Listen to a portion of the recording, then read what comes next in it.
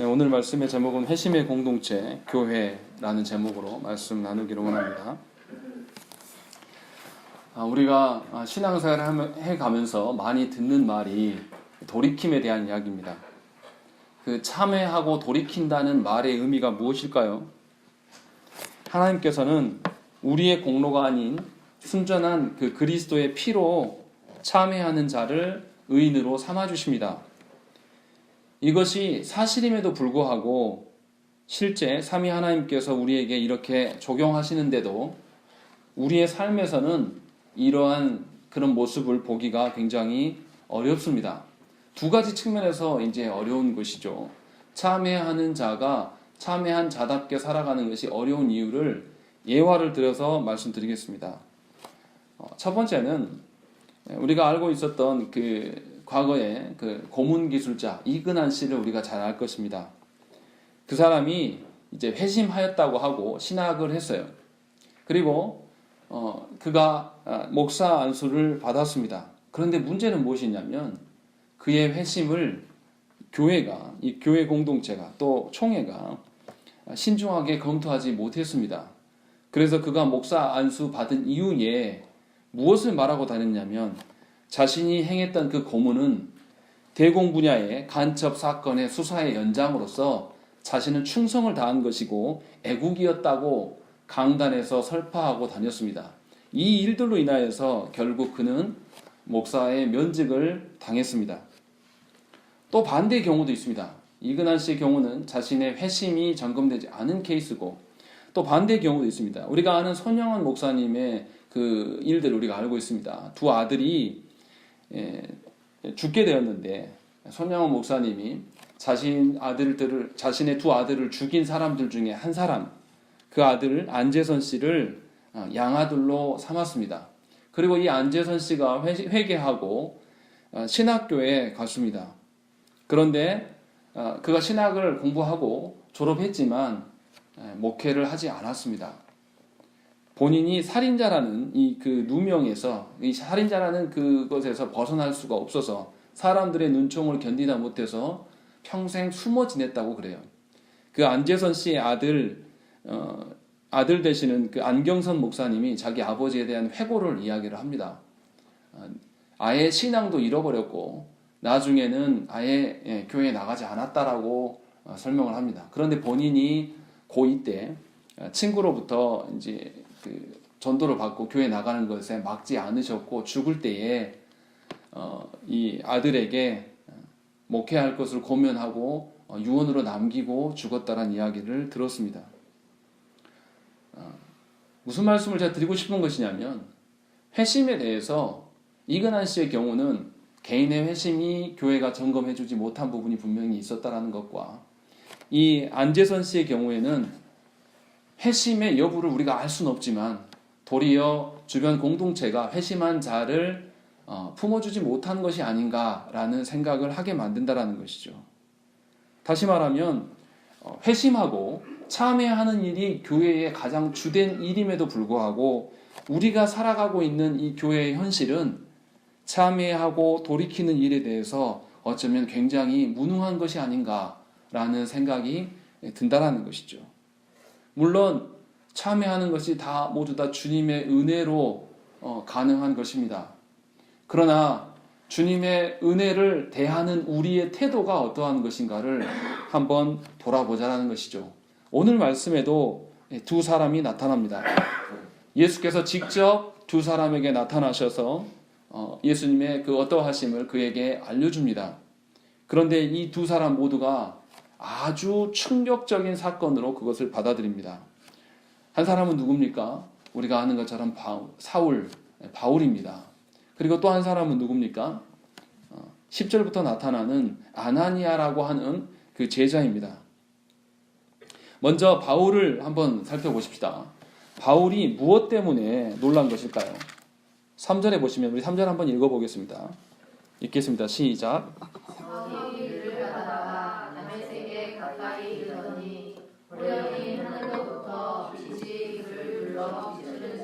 예, 하늘로부터 빛이 그를 둘러 비추어진 이 신비로운 현상 때문에 바울이 놀란 것일까요?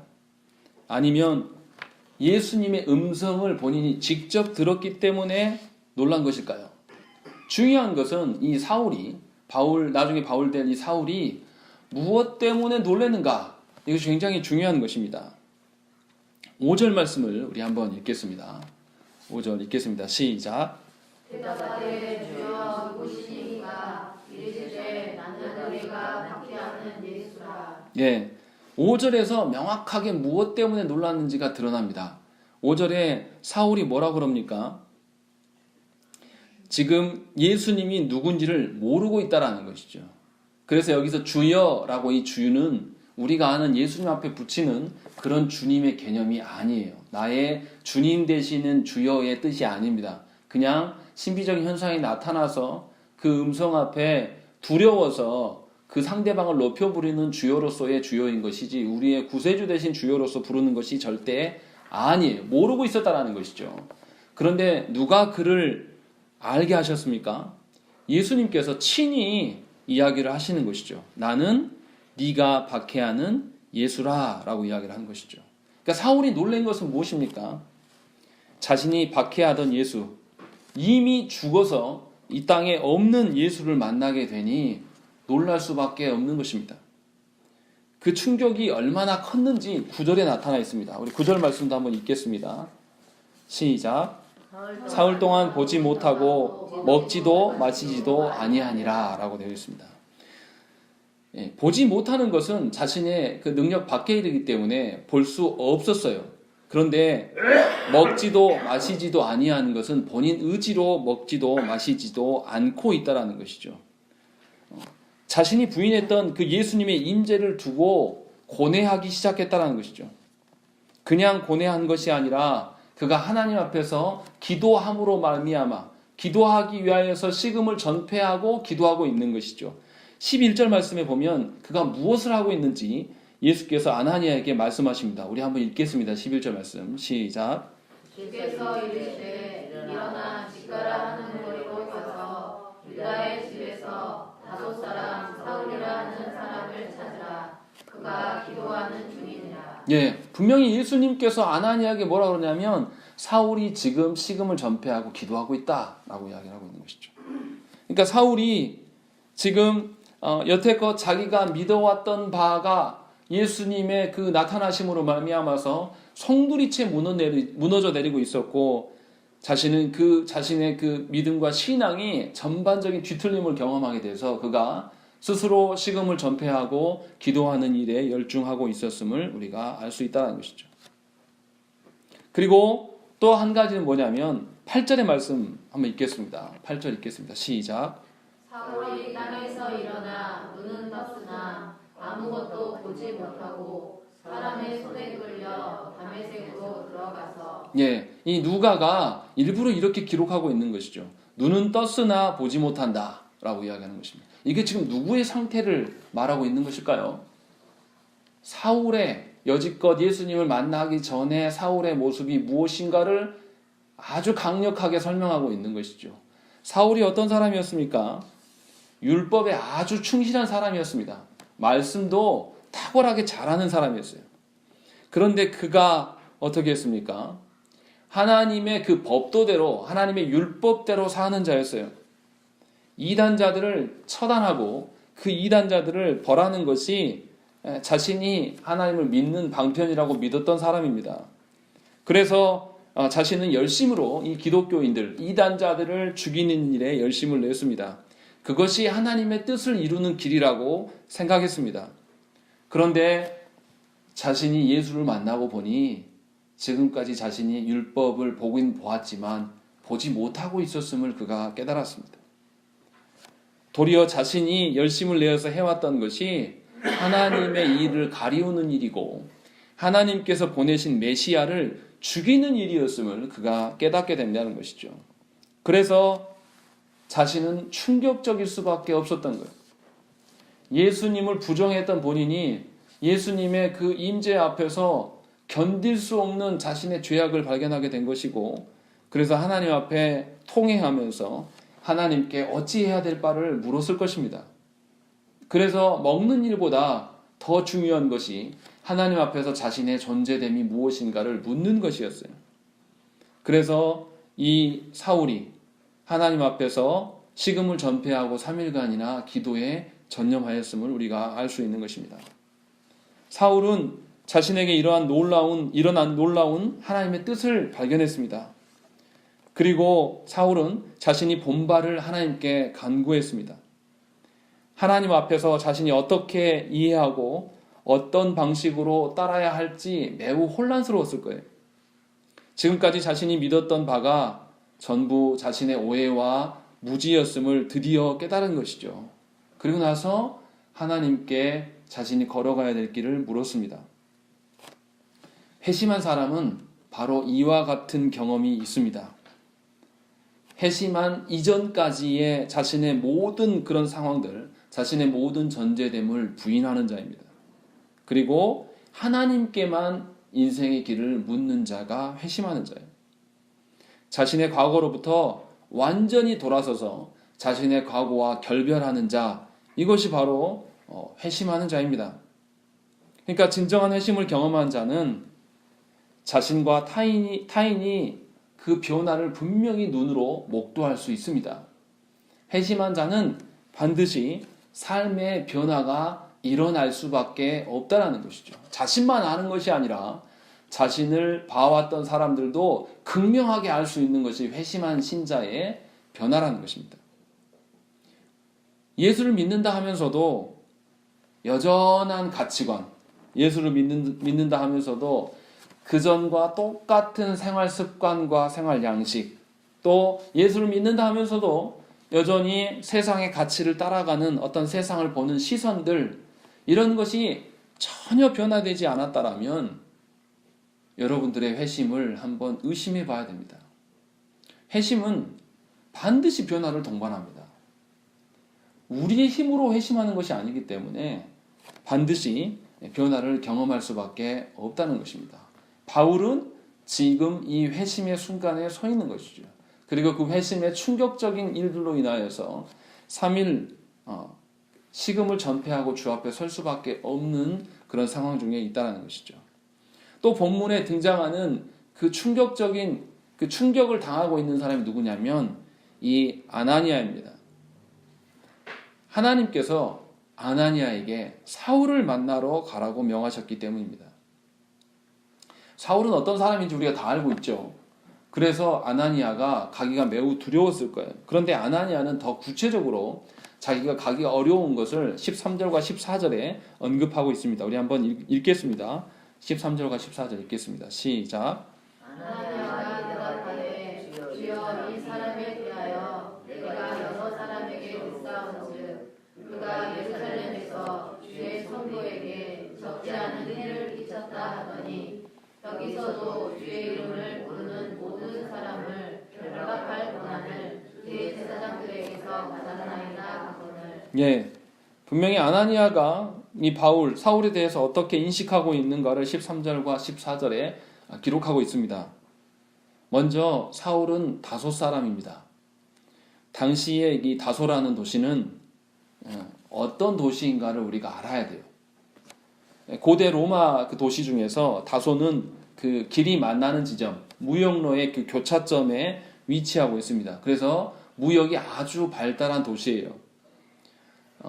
기원전 64년에 로마가 이 도시를 점령하고 로마 총독이 그 다소에 거할 정도로 매우 부유한 발전된 도시라는 것입니다. 그래서 이 무역 도시를 이렇게 개발하려면 우리가 어떻게 합니까?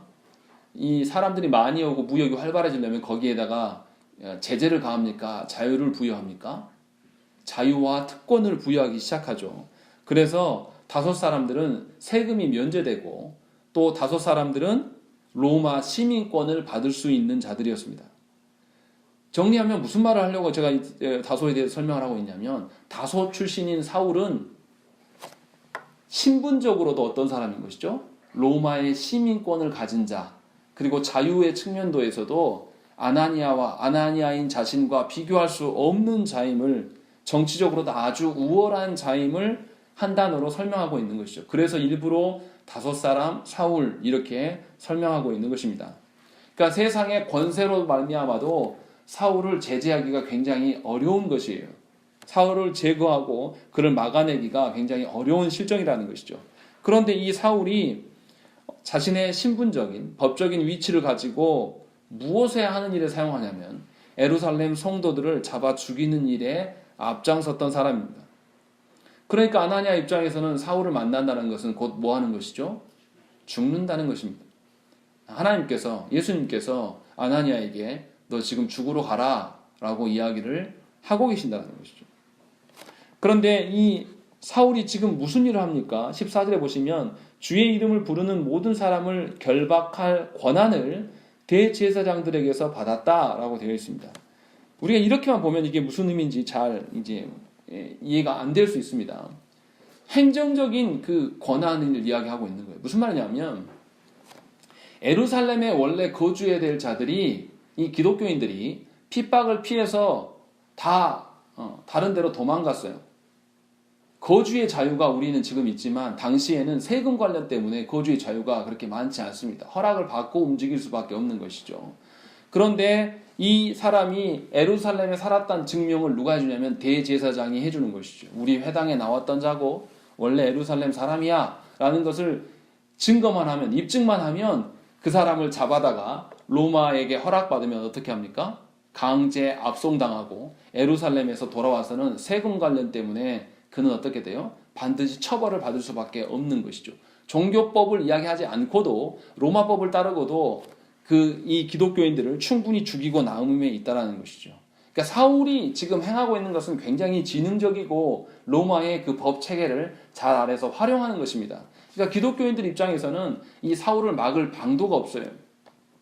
이 사울의 권세뿐만 아니라 사울이 법적인 법적인 이해도가 굉장히 뛰어나기 때문에 어떤 그 로마의 체계에서 벗어날 수가 없는 상황이라는 것이죠. 이렇게 기세등등한 사울을 만나라고 하니 아나니아는 두려움에 휩싸일 수밖에 없는 것입니다. 어떻게 이걸 만납니까?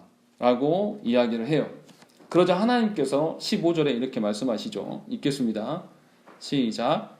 주께서 이르시되 가라, 이 사람은 내 이름을 이방인과 임금들과 이스라엘 자손들에게 전하기 위하여 택한 나의 이시라. 예, 하나님께서 사울을 쓰시겠다고 말씀하십니다.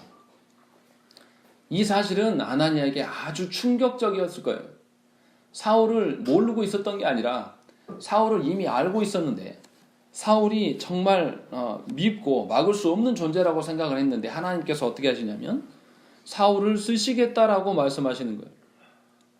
그런데 어떻게 쓰신다라고 이야기하냐면 사울을 통해서 내 이름을 이방인과 임금들에게 또 충격적인 것은 뭐냐면 이스라엘 자손들에게 알리겠다라고 말씀하신다는 것이죠.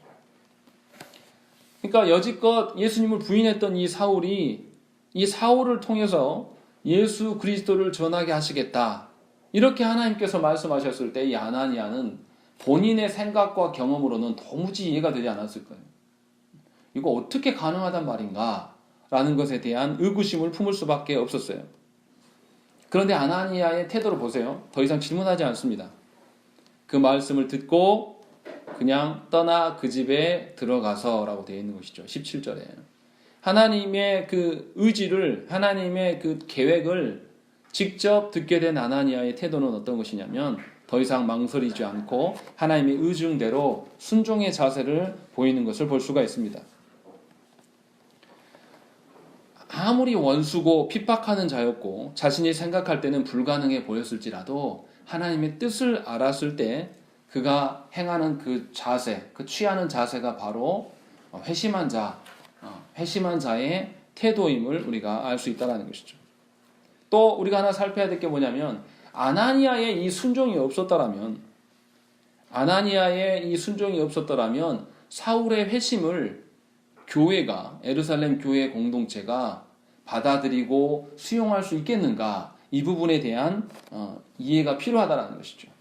그러니까 앞에서 우리가 말씀드린 것처럼 이근한 씨와 이 손양원 목사님의 아들을 죽인 이 안재선 씨의 두 경우를 비교했을 때 개인적인 회심이 있다 할지라도 회심한 자가 교회 안에 들어온 문제는 또 다른 문제일 수가 있는 것인데 이 회심한 자에 대해서 교회 공동체가 어떻게 해야 될 것인가, 품어야 될 것인가가 아나니아의 모습 속에서 보여진다는 것입니다. 먼저 중요한 건 뭐냐면 하나님께서 그 영혼이 진짜 회심시킨 것인지 아닌지 분별할 수 있도록 교회 공동체가 구하고 확인해야 될 것입니다. 그 일에 열심을 내야 될 거예요. 동시에 하나님께서 응답해 주신 바대로 그 영혼을 받아주든지 내치든지 결정을 해야 할 것입니다. 하나님께서 보여주신 대로, 하나님께서 명령하신 뜻대로 교회가 순종하는 것이 참회한 자들, 회심한 자들의 공동체라고 할 수가 있는 것이죠. 우리식으로 우리에게 적용해보면 그런 것입니다. 요즘 들어서 극렬하게 이단들이 우리 교회에 와서 각종 전단지를 이렇게 뿌리고 가요. 심지어 들어오기도 하고. 근데 그분들 가운데 회심한 영혼이 있을 수 있다는 것입니다. 그래서 회심했다고 하고 말씀이 좋아서 이 교회에 오겠다라고 했을 때 우리의 태도가 어때야 될 것인가를 우리가 한번 생각을 해봐야 돼요. 아나니아의 문제가 아나니아의 문제로만 있어질 것이 아니라 우리 안에 어떤 고민들이 있겠는가, 이 부분에 대해서 우리가 초점을 맞추고 봐야 된다는 것이죠. 중요한 점은 무엇입니까? 영혼의 회심과 영혼의 그 변화에 대해서 진짜인지 가짜인지 우리 판단에, 우리의 관찰력에 맡겨둘 수가 없다라는 것이죠. 하나님께 물어야 되는 것입니다. 그러니까 나의 영혼의 회심뿐만 아니라 우리 공동체 안에 있는 회심한 자처럼 보여지는 그 회심자의 영혼의 어떠함도 하나님께 구해야 되는 것이죠. 이것이 교회된 자들, 성도된 자들의 마땅히 해야 될 바예요. 자신만 구원받고 자기 자녀만 어떠한 것을 의논하고 생각하는 것이 과연 교회인가 생각을 해보셔야 된다는 것이죠. 분명히 사도행전에서 나타나는 교회의 모습은 그것이 아니에요. 자신의 회심뿐만 아니라 우리의 적이었던 이 사울의 회심 앞에서 교회가 하나님의 선하신 뜻을 물었고 하나님께서 응답하셨을 때에 그대로 믿고 순종했다는 것이죠. 이것이 우리에게 과연 적용될 수 있겠냐 이 말인 거죠.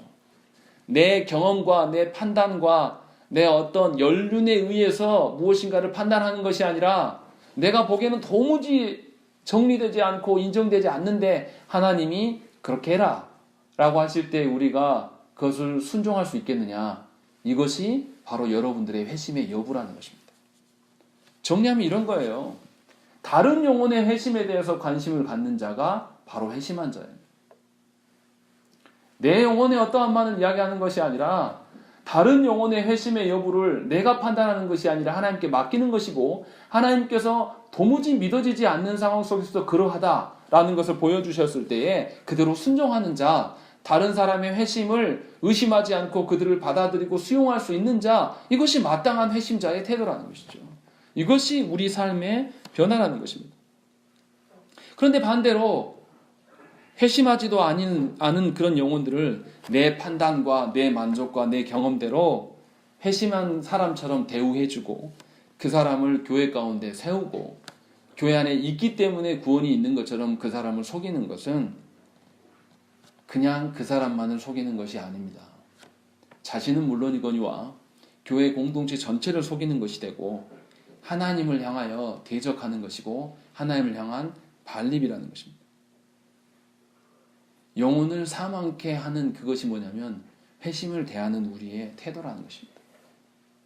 우리가 잘 생각을 해보셔야 돼요. 왜 말씀을 배우고 하나님 앞에서 참회하는 돌이킴이 있어야 되는 것인가? 이것이 왜 중요한 것인가? 교회의 사명은 바로 이 돌이키는 사역 앞에 있다는 것이죠. 영혼의 변화를 일으키는 것이 교회의 주된 사역이에요. 그런데 변화되지도 않은 영혼을 바라보면서 변화되기 위하여서 어떤 그런 가능성이나 그가 말씀에 대해서 관심도 없는데 무조건적으로 그가 교회 안에 붙어 있게 하기 위하여서 좋은 말만 권면하고 회심한 것처럼 거짓말로 우리가 대우하는 것이 과연 합당한 것인가 한번 생각을 해봐야 됩니다. 마땅히 교회가 영혼의 회심을 위하여서 존재한다라면 그렇게 오랫동안 교회 안에 있었는데 회심하지 않은지 회심한 건지 안 한 건지에 대한 여부를 모를 리가 있겠습니까? 하나님께 그것에 대해서 모른다라면 마땅히 구해야 될 것이고 그것이 기도의 제일 1순위가 되어야 되는 거예요. 그런데 어찌된 영혼인지 조국교회 현실을 보면 직분자들이 회심하지 않은 자처럼 살아가는 이들이 참 많이 나타납니다. 교회가 과연 무엇을 한 것일까 이런 생각이 든다는 것이죠. 회심하는 일에 대해서, 영혼의 회심에 대해서 과연 교회가 직무유기한 것은 아닌가 우리가 한번 생각을 해보셔야 된다는 것입니다. 본문에 회심한 자와 관련된 단어들이 몇 단어가 나옵니다. 우선 10절에 보면 제자라는 단어가 나옵니다. 제자는 주께 가르침을 직접 받은 자입니다. 또한 13절에 보면 성도라는 단어가 나옵니다. 성도는 그리스도의 거룩한 도를 따르는 자예요. 이것을 다시 적용해서 이야기하면 주께서 구별한, 거룩한 것은 구별되는 것이죠. 세상과 구별된 길을 걸어가는 자이기 때문에 분명히 다른 길을 걸어가는 것을 금방 확인할 수 있는 자가 성도예요. 세상과 다르게 살아가야 된다는 것이죠. 또 17절에 보면 이 아나니아가 사울을 뭐라고 부르냐면 형제라고 부릅니다. 이 의미는 뭡니까? 그리스도의 그 피로 말미암아서 한 공동체가 되었다라는 것을 인정하는 단어로서의 그 형제란 말이에요. 그러니까 정리하면 앞에 나왔던 이 단어들을 정리해 보면 회심은 지금껏 살아왔던 세상의 방식을 떠나서 그리스도의 몸으로 그리스도의 방식으로 이 세상을 살아가는 것입니다.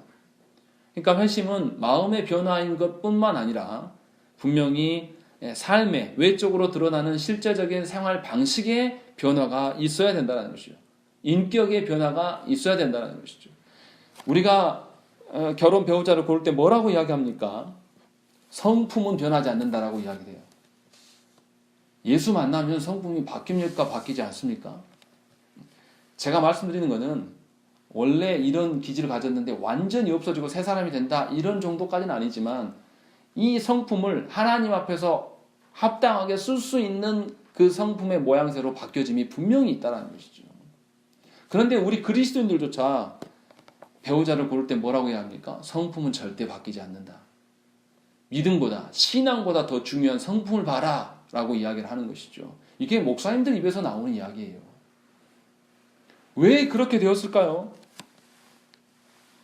회심한 자를 교회가 소망하고 회심한 영혼의 회심을 위하여서 교회가 열심히 부단히 사역하지 않았기 때문에 그런 것이죠. 우리 시대에 이 성품이 변화되는 그 영혼을 보지 못하고 있기 때문에 우리가 그렇게 단언한다는 것이죠.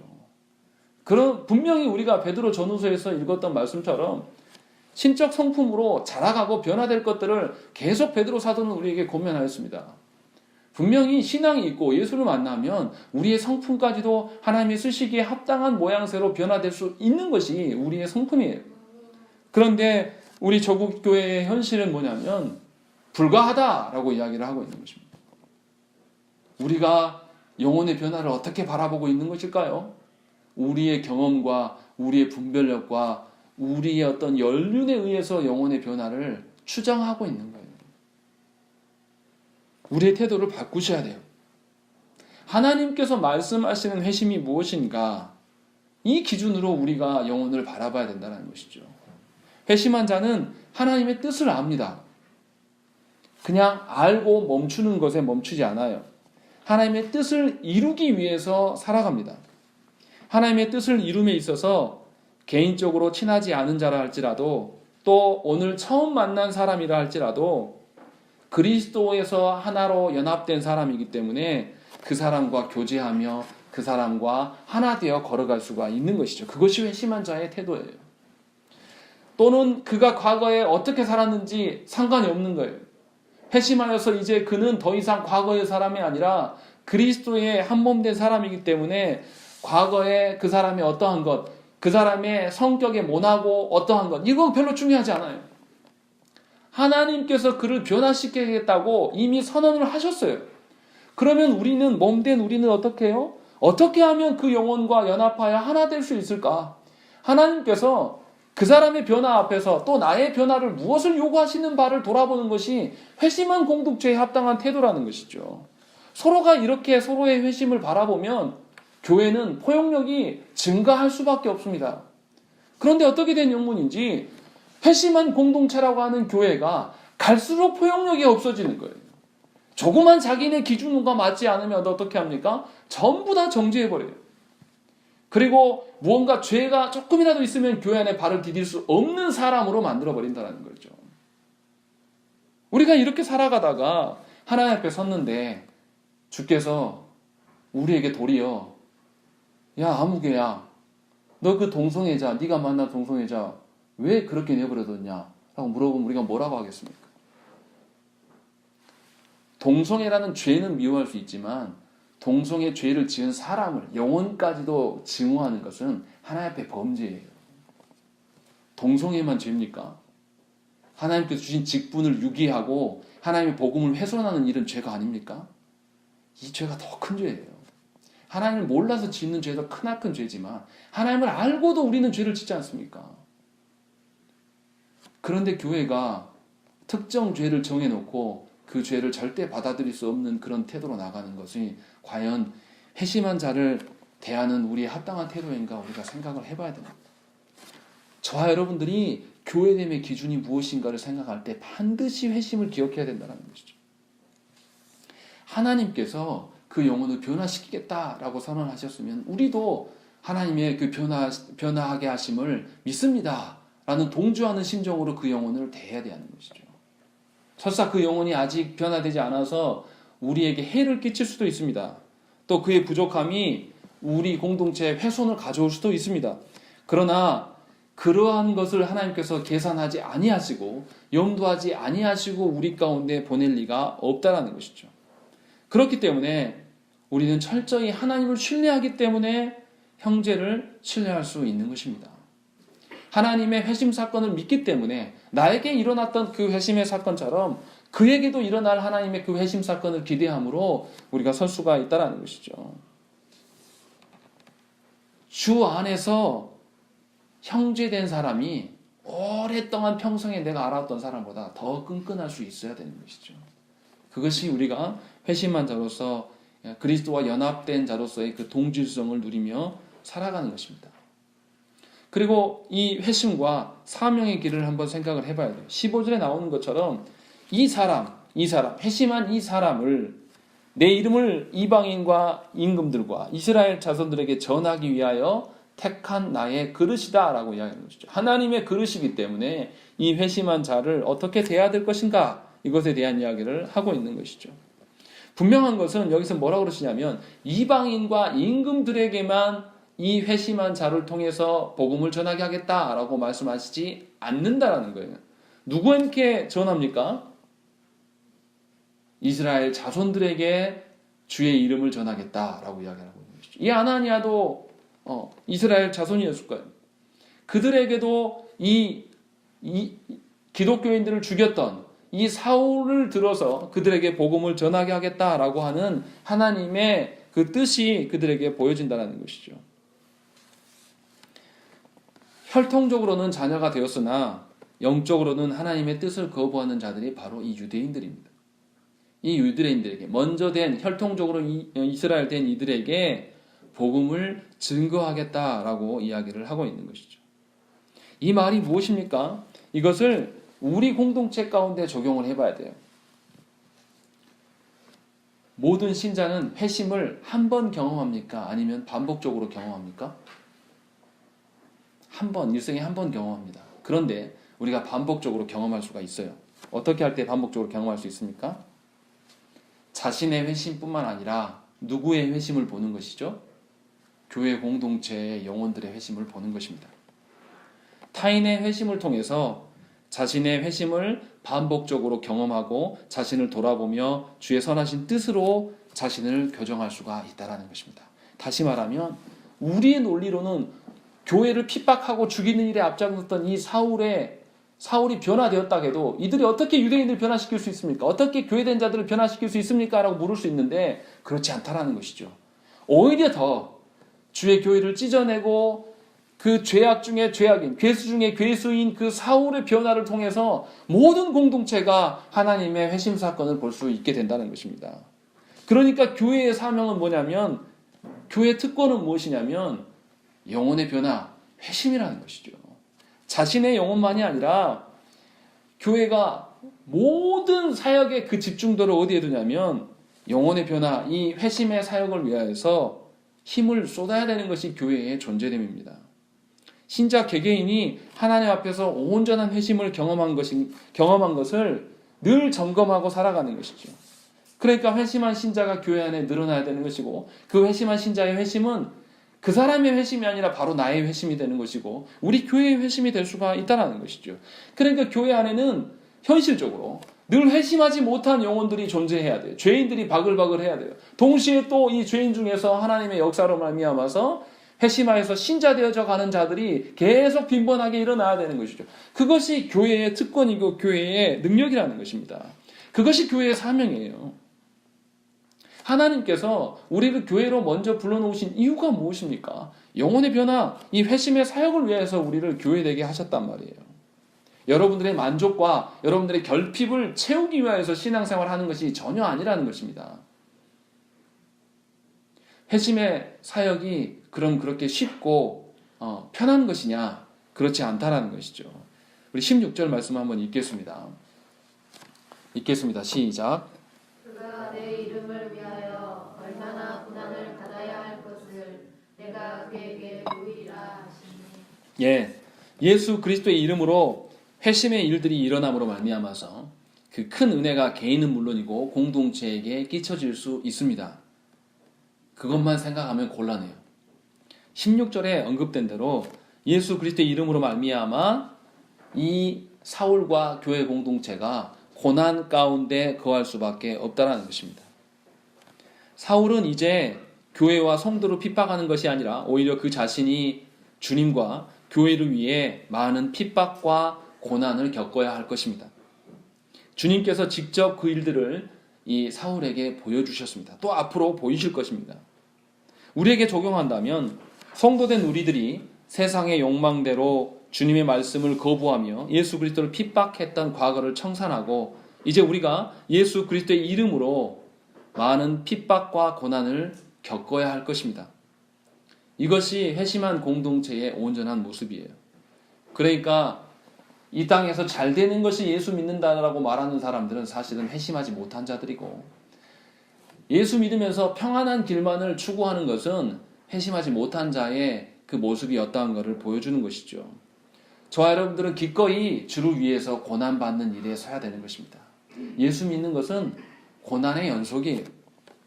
예수 믿는다는 것은 그리스도께서 걸어가신 그 고난의 길에 동참하는 것이에요.